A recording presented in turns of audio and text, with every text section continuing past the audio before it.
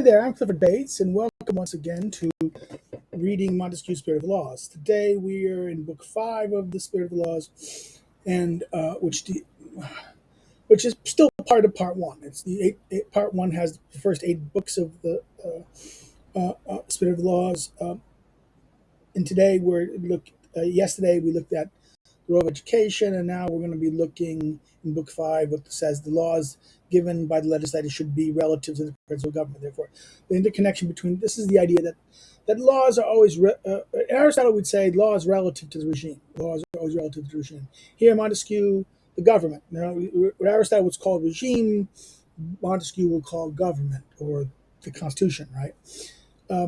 Here, what happens here is that the government in question, the type of government and the principle of that government, that laws should always be relevant. The law that the legislator, the lawmaker gives to this should be always relevant, relative to the principle of the government. So let's look at what he says here, the general idea of Chapter 1. We have just seen that the laws of education should have a relation to the principle of each government. The same for the laws of the legislator gives to the society as a whole. In other words, the laws, the system gives to the society as a whole. There seem to have been tied to the family. The education of that would be mostly to the family. But even here, the laws given to the education to that of the society as a whole. This relation between the laws and the principle tightens all the springs of government, and the principle in turn receives a new force from the laws. Thus, in physical motion, an action is always followed by a reaction. So there's laws of physics. Right?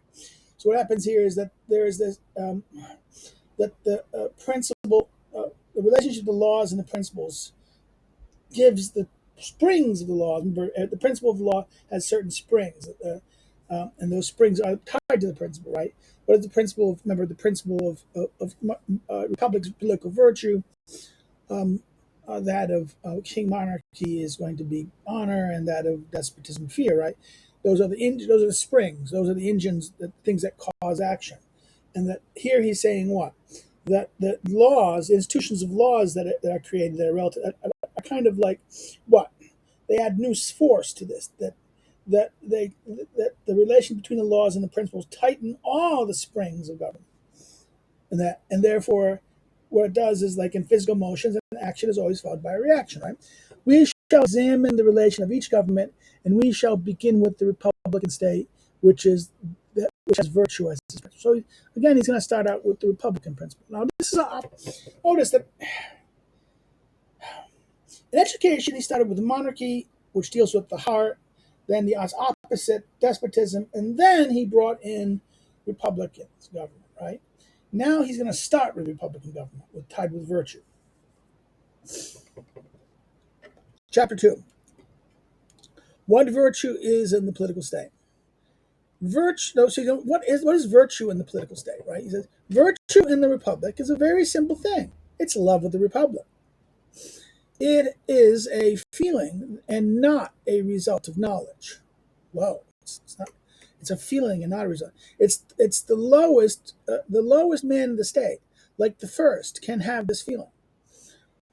Once the people have good maxims, they adhere to them longer than do those who are called honnêtes gens, the honorable gentlemen. Okay, I think this is like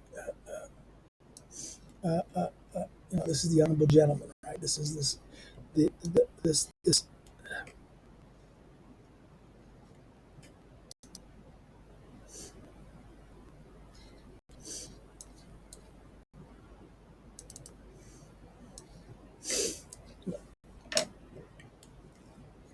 Those who are called the honorable gentleman. Corruption seldom begins with the people.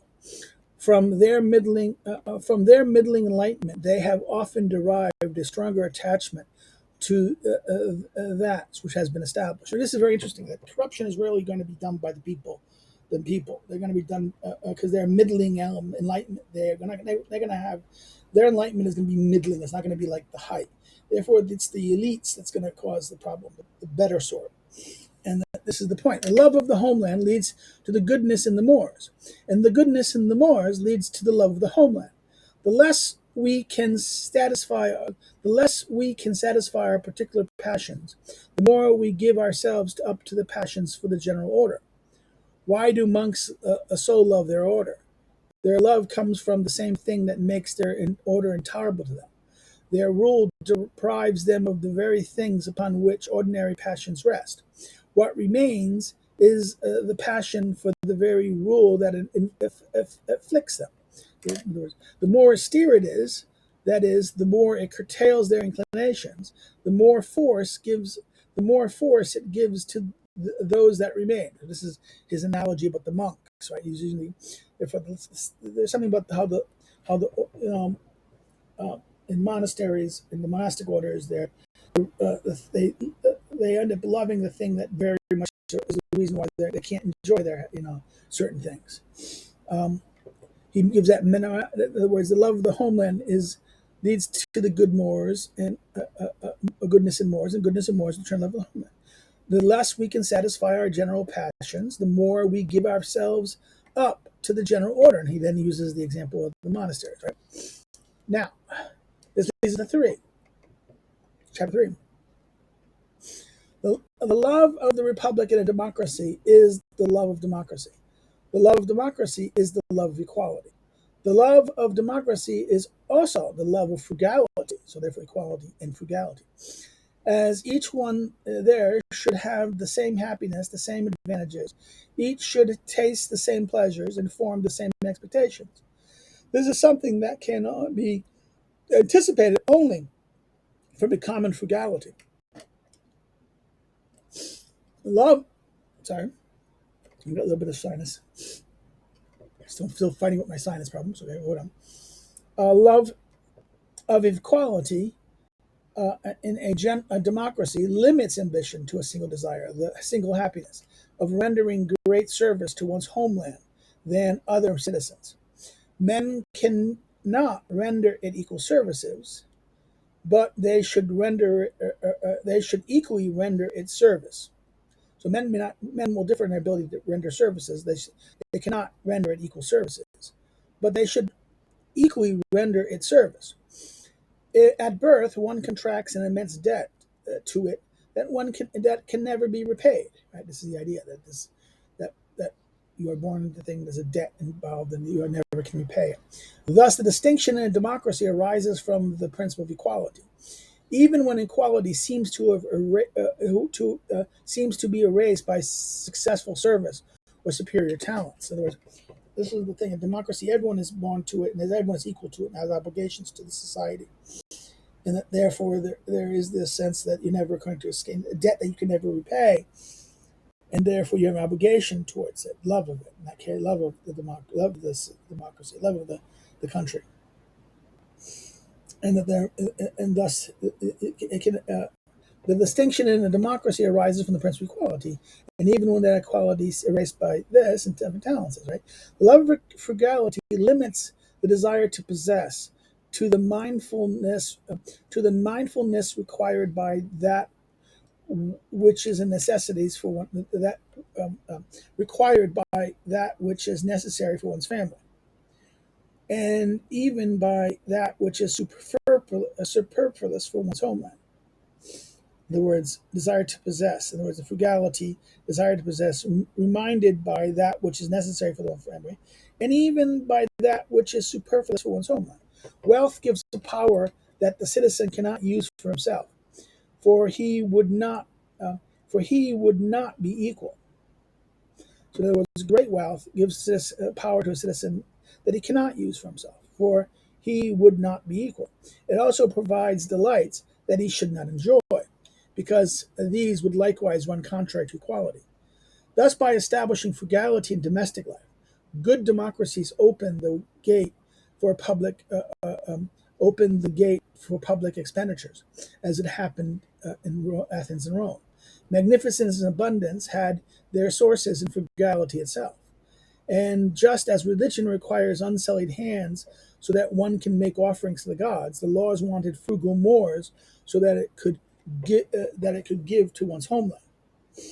The good sense and happiness of individuals largely consist in their having middling talents and fortunes.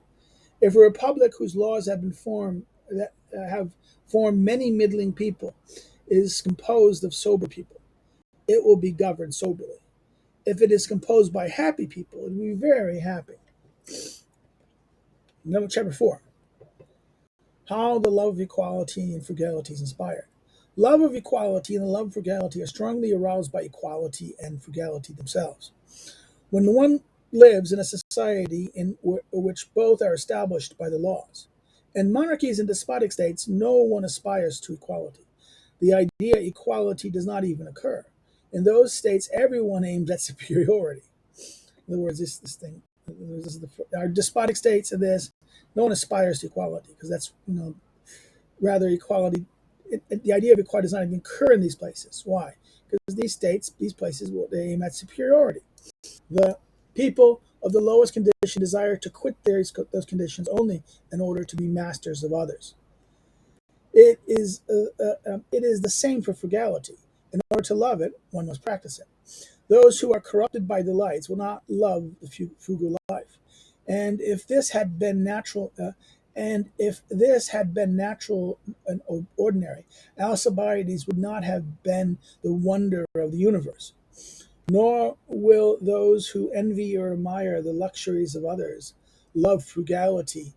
People who have before their eyes only rich men or poor men like themselves detest their poverty without loving or knowing what puts an end to poverty.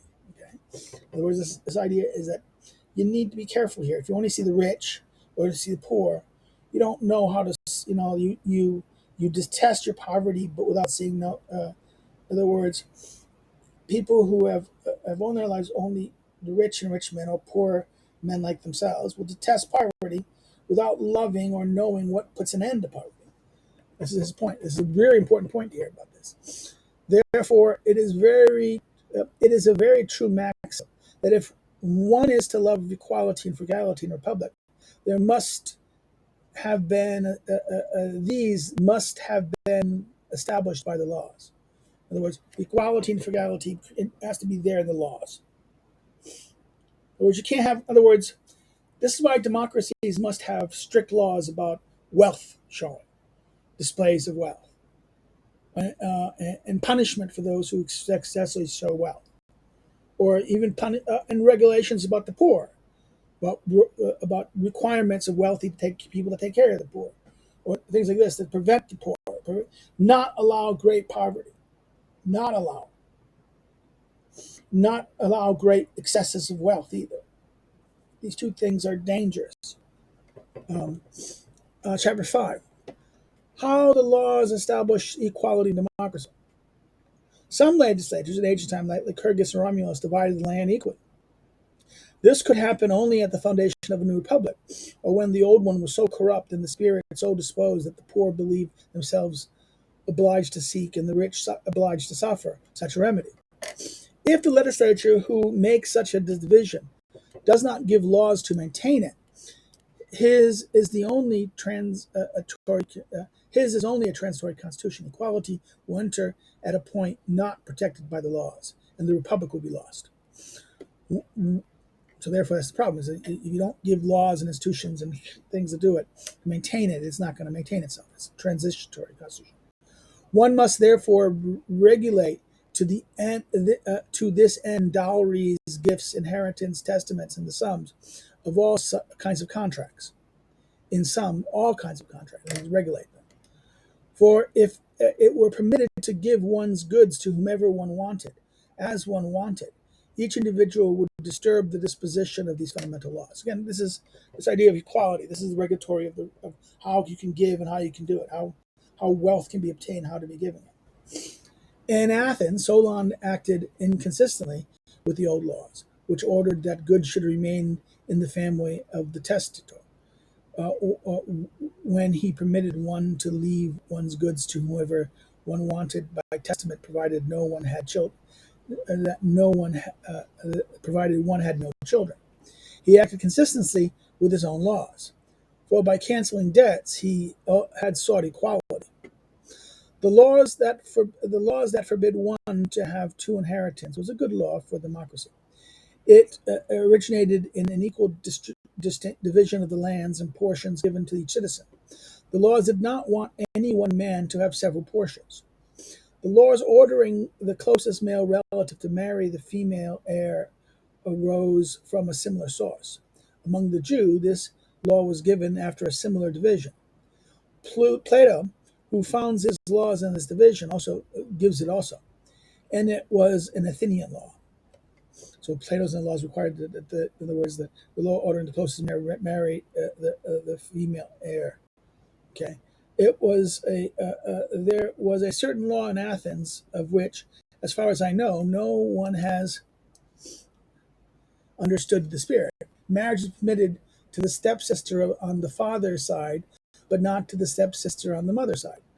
This usage originated in republics, whose spirit was to avoid giving two portions of land and consequently two inheritance to one person. When a man married the stepsister on the father's side, he could receive only one inheritance, that of his father. But when he married the stepsister on the mother's side, it could happen that the father of his sister, in absence of a male child, might leave her the inheritance, and that brother who had married her might consequently receive two of them. Let not what Philo says say be proposed to me as an objection. Okay, 6. This is in De Speculagibus.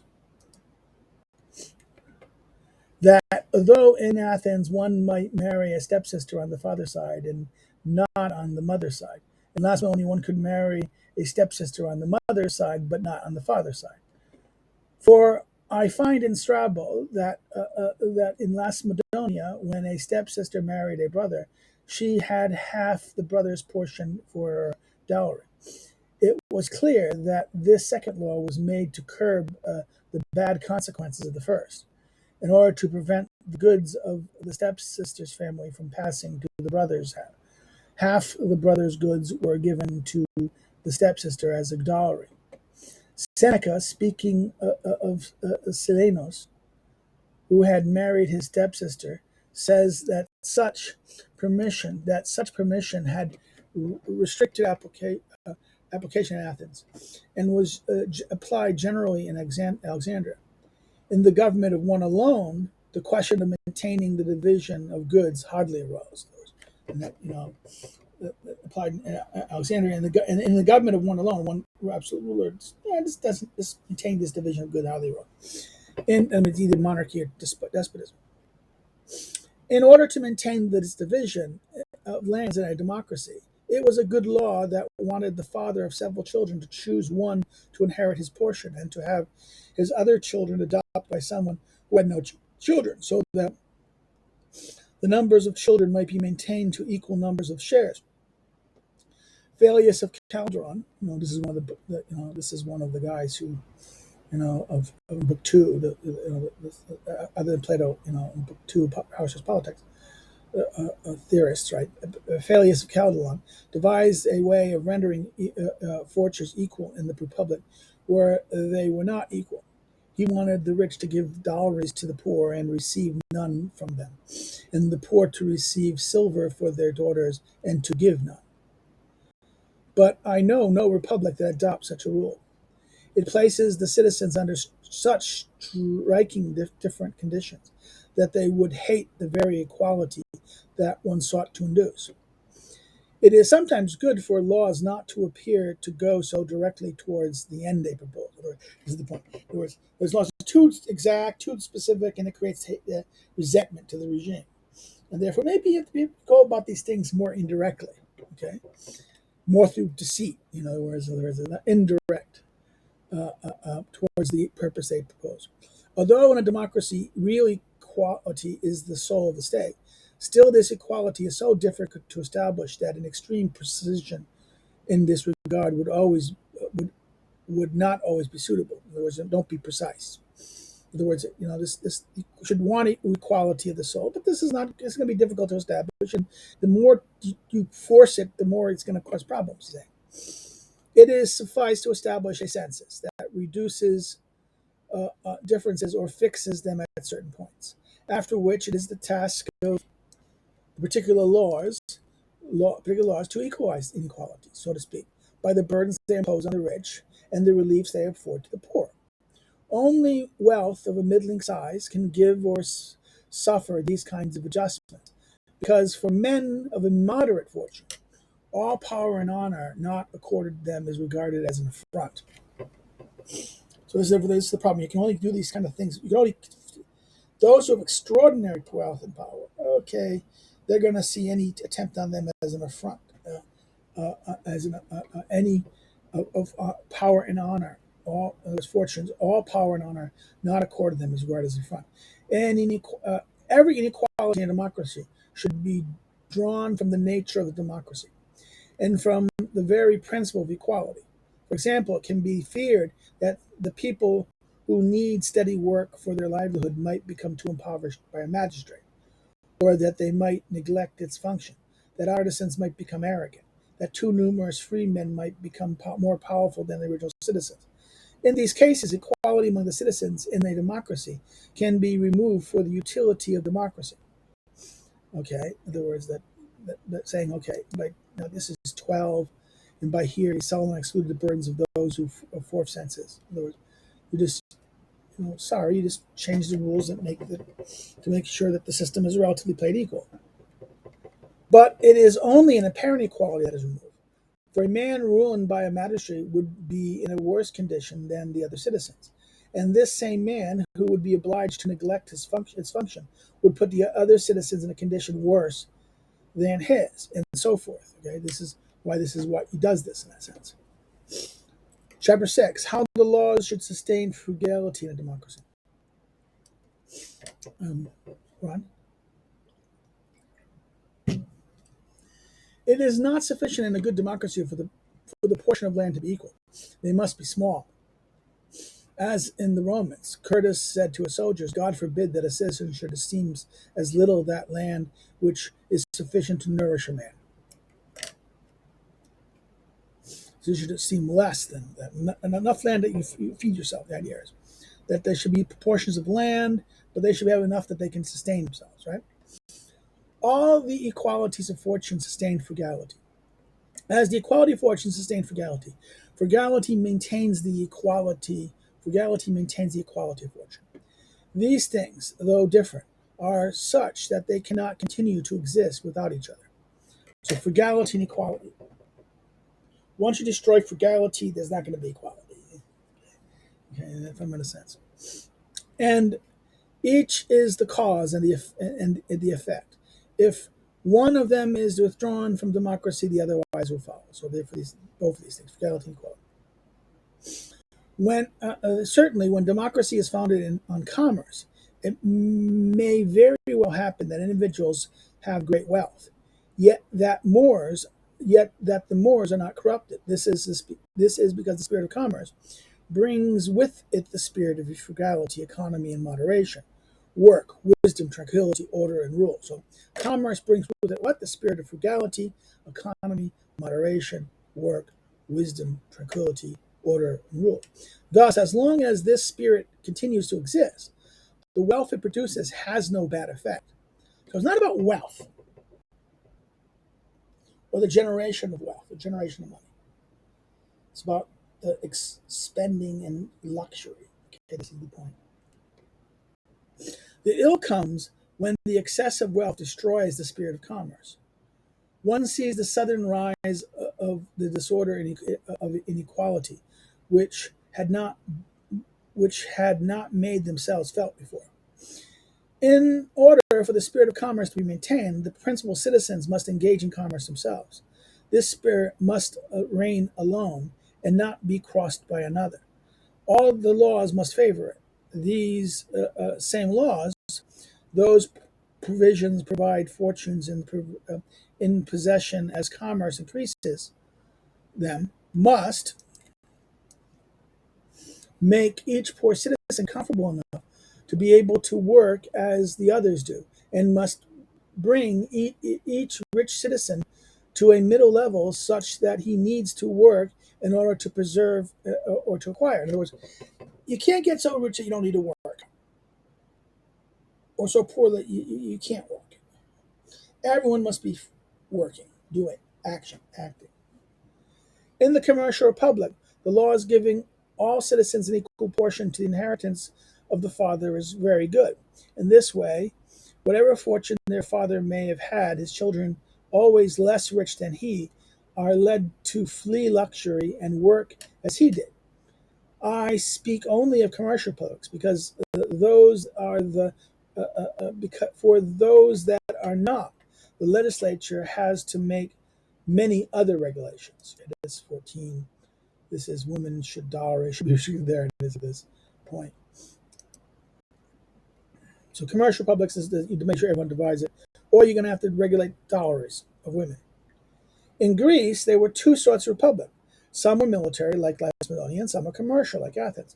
The former, in the former, one wanted the citizens to be idle. In the latter, one wanted to instill the love of work. Solon made idleness a crime and wanted each citizen to account for the way he earned his living. Indeed, in a good democracy, where spending should be only for the necessities, each person should have them. Each person should have them for whom from okay. In a good democracy where spending should only be for necessities, each person should have them from for from whom would he receive them from? In other words, who else? In other words, each person should have them for from whom he would receive them from. And that's it. Spending on what is necessary. These necessary things. Um, Other means of offering, no, favoring, so that's this missing space. Other means of favoring the principles of democracy. An equal division of land cannot be established in all democracies. There are circumstances in which such an arrangement would be impractical and dangerous, and even run contrary to the Constitution. One is not always obliged to take extreme course. Even if one sees that this division, which should maintain the mores, it is not suitable in democracy. One must have recourse to another means. If a fixed body is established that is in itself the rule in mores, a senate to which age, virtue, gravity, and service gave entrance, the senators who are seen by the people as similar as saculate of gods, would inspire feelings that will reach into all families. The Senate must, above all, be attached to the old institutions and see that the people and the magistrates never deviate from these. With regard to mores, much is to be gained by keeping the old customs. So, keep the old customs, since corrupt people rarely do great things, and have established few societies, founded few towns, and given few laws. And since, on the contrary, those with simple and more austere mores have made most establishments. Recalling men to the old maxim usually returns them to virtue. So therefore, this is the idea: the older customs, the older habits, the older rules, and that to recall people to the older. In other words, societies, corrupt people. These don't establish new societies, new towns, or given few laws, and so on. The contrary, those with simple and austere mores have made most establishments. The argument goes right. And then recalling men to the old maxims is the way to revive virtue, in a sense.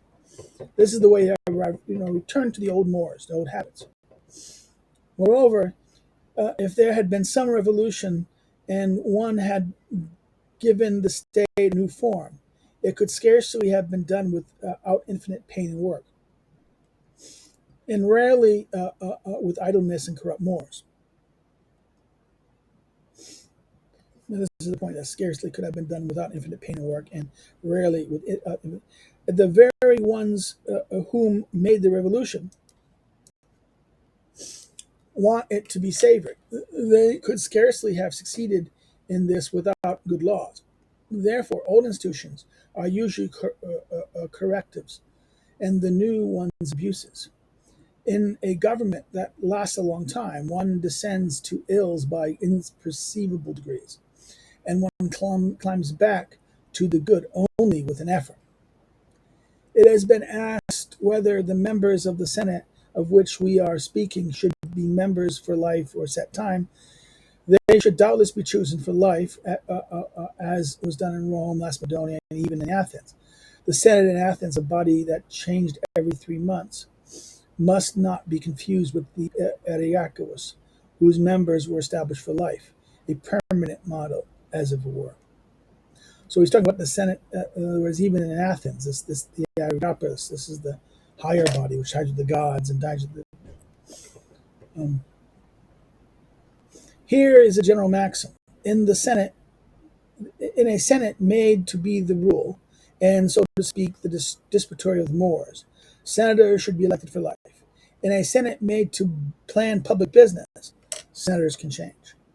So, who is the corrector of the Moors? This is interesting.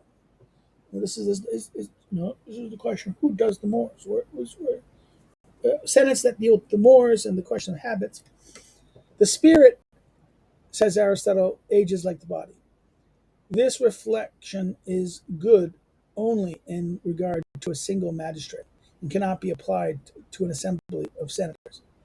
Beside the Areopagus, Athens had guarantors, guardians of the Moors, and guardians of the laws. In Macedonia, all the old men were censors. In Rome, 2 of the magistrates were censors. Just as the Senate kept watch over the people, the censors must keep their eye on the people and the Senate. They must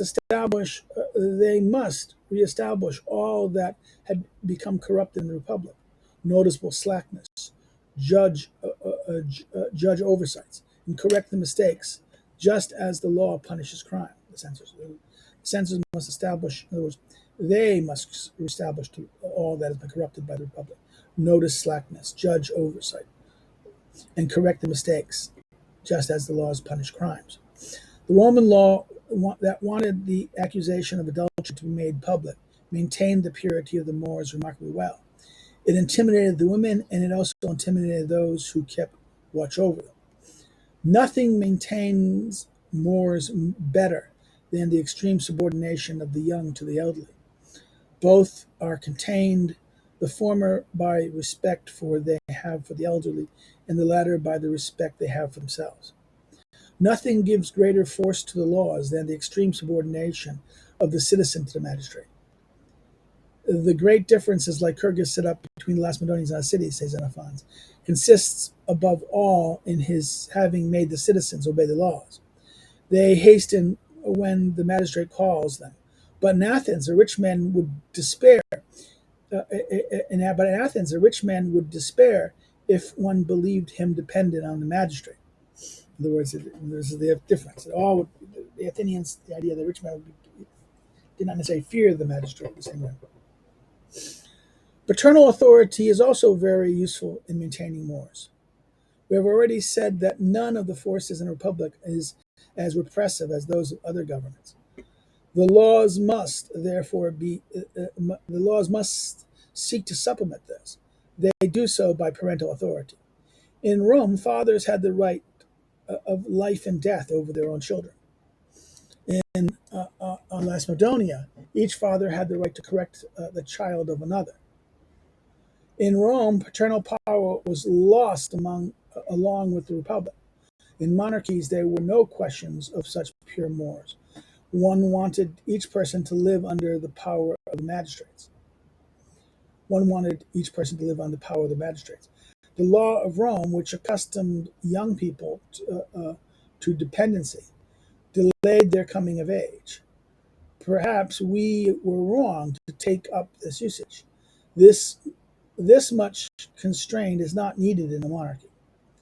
The same subordination republic could make it possible for the father to remain the master of his children's goods during his life, as was the rule in Rome.